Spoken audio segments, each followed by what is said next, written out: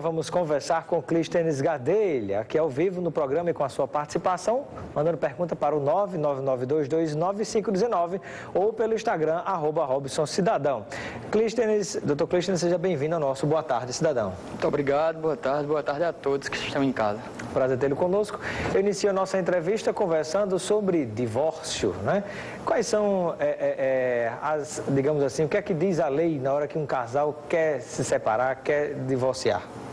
Na verdade, assim, o divórcio, a forma de se divorciar evoluiu. Antes era exigido um lapso temporal que disse permanecer casado, separado de fato, para poder se divorciar. Hoje, isso era um tempo para o arrependimento? Era um tempo para o arrependimento, a gente pode dizer.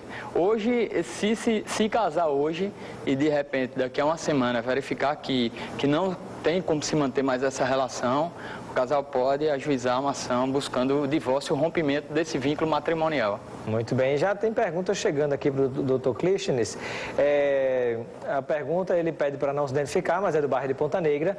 Ele diz que se ele descobrir que a esposa casou por interesse nos bens, é possível o divórcio diante disso e ele não pagar ou não transferir nada para a ex-companheira? Na verdade é um caso muito complexo, né? Assim, você comprovar que havia um interesse escuso por trás desse casamento, a não ser a constituição de uma família. Nunca vi um caso nesses termos, é muito difícil comprovar. Então, para se salvaguardar de uma situação dessa natureza, o ideal é que o regime de casamento a ser adotado, de patrimônio, seja um regime que haja a separação do patrimônio do casal. Então, existe o regime de separação total, em que cada um daqueles que se casaram vai conservar a sua parte, o seu patrimônio, sem se misturar. Muito bem. Pergunta da Marília, que está no Tirol nos acompanhando, inclusive fala sobre animais. Ela gostaria de saber quais são as regras em caso de divórcio para a convivência com os animais. Ela diz que o casal tinha 2 cachorros, ela comprou, o outro ele comprou, mas na verdade os dois conviviam com o casal e ela se afeiçoou aos 2 animais. Como é que fica numa situação como essa?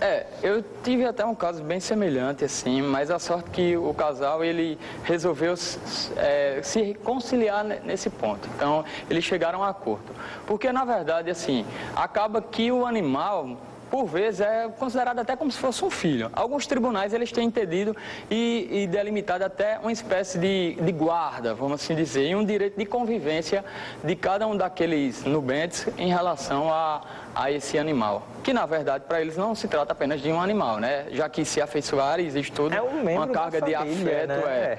Verdade. Pois é. Pergunta do Lélio, lá do Panatis, na Zona Norte de Natal. Ele quer saber se existe diferença entre separação judicial e divórcio. Na verdade, hoje em dia, não se usa mais a separação judicial. Hoje você pode entrar diretamente com o divórcio. Antes, a separação judicial... O divórcio é um antigo desquite? Não, a separação judicial é um antigo desquite. Certo? Então existia aí um período que você primeiro se separava para depois entrar com o divórcio. Certo? Em regra era assim. Hoje você pode entrar diretamente com o divórcio, porque quebra o vínculo matrimonial, quebra toda a sociedade conjugal. Pergunta do Rodrigo, que está nos acompanhando em Lagoa Nova. Ele gostaria de saber se a mulher também pode vir a pagar pensão para o homem. Pode.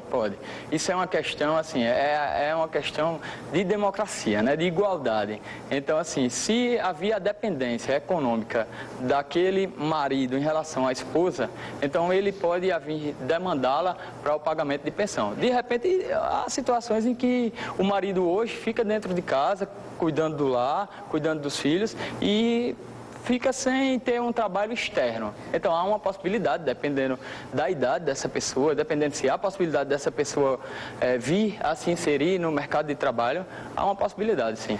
E mesmo, por exemplo, que a mulher fique em casa com os filhos e o marido saia, ele pode ser considerado dependente dela e receber pensão? Não, aí vai ter que comprovar que havia realmente essa dependência econômica.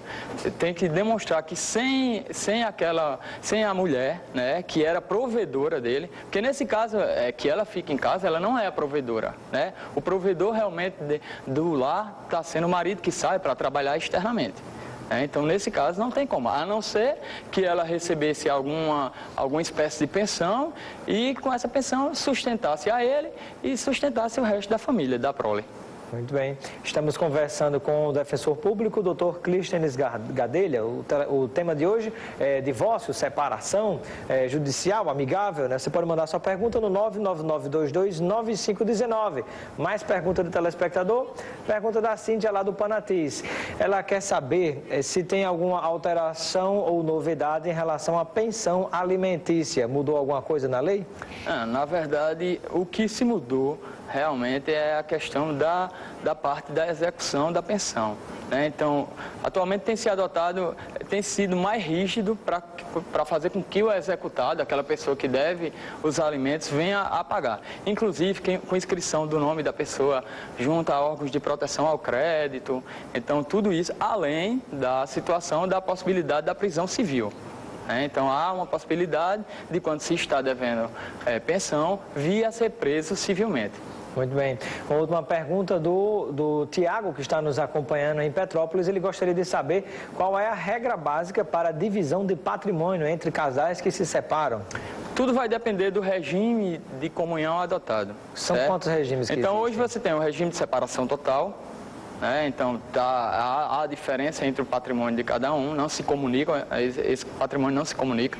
Há o regime de comunhão parcial de bens, que aquilo que o casal tinha antes do casamento não vai se comunicar apenas aquela parte que eles vieram a constituir após o casamento. E nós temos o regime de comunhão universal de bens, que há uma massa comum e se mistura tudo. E se não tiver no papel o tipo de regime de comunhão? É o regime de comunhão parcial de bens. Na hipótese de haver omissão por parte dos nubentes na hora de casar, então adota-se o regime de comunhão parcial de bens. Ou seja, se reparte a partir do momento do casamento. Isso. Para trás não vale, como se diz popular. Vale. Ainda que, e uma questão importante, ainda que no caso de mulheres mulheres ou homens que fica sendo do lar, que se dedica aos afazeres de casa. Aí me perguntam muito, e as pessoas têm direito? Tem sim direito, porque enquanto o outro nubente está lá fora trabalhando, existe um dentro de casa que está cuidando da família, cuidando dos afazeres domésticos. Então, essa massa patrimonial ela deve ser comunicada e repartida meio a meio, que a gente chama de meia-ação. Perfeito. Muito obrigado, defensor público Clístenes Gadelha, aqui no nosso programa Boa Tarde, Cidadãos.